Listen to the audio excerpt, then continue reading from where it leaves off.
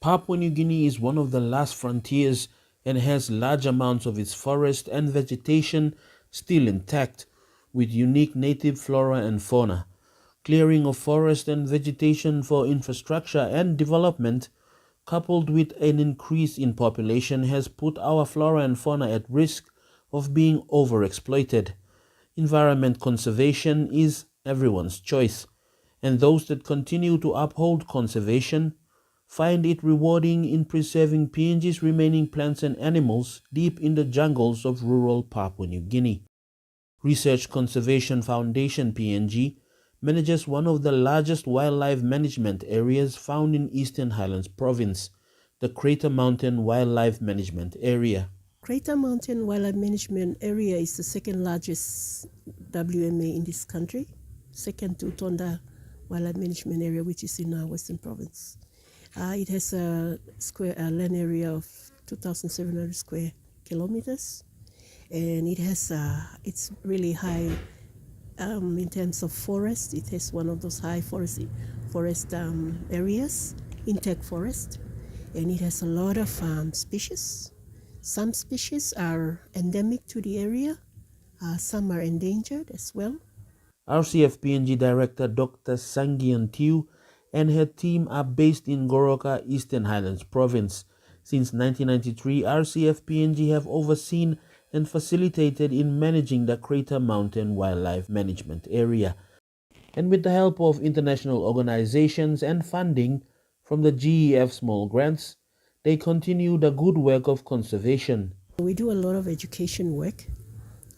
We currently have two main programs. It's the Natural Resource Management Program and the Conservation Education Program. Natural Resource Management Program basically is focused on environmental issues, management of the Crater Mountain Wildlife Management Area. It also assists any communities who are interested in helping them to establish conservation areas or carry out surveys on the biodiversity or do assessment on the environment in terms of pollution or anything like that. So we get engaged in that through our natural resource management program. While development is inevitable and is certainly part of a developing nation, managing land to cater for conservation and other activities is a must. You see, as Papua New Guineans, people are connected to the land. And a lot of these species we have, even the environment itself, people get from there. So it's very important that we recognize that. And whatever is unique to our country and it's only found in this country, we need to protect.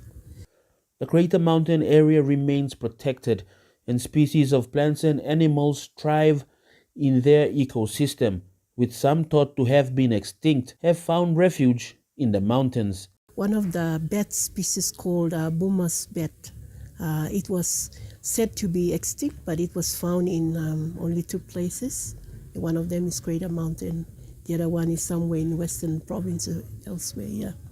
So, such species to exist in the Crater Mountain. So we are not talking about just maybe one or two, but we are talking variety in terms of bird species instead of mammals, amphibians, and I'm not sure about reptile. I haven't heard much about reptiles, but the other ones, yes. Conservation allows for the study of flora and fauna, and continued research helps us establish fair understanding of the species that are endemic to Papua New Guinea. I think mostly it's the species that they are interested to see. Like birds of paradise is one of the very important species. They want to see the bird of paradise going around in its natural habitat, And there's a lot of them, they take photographs.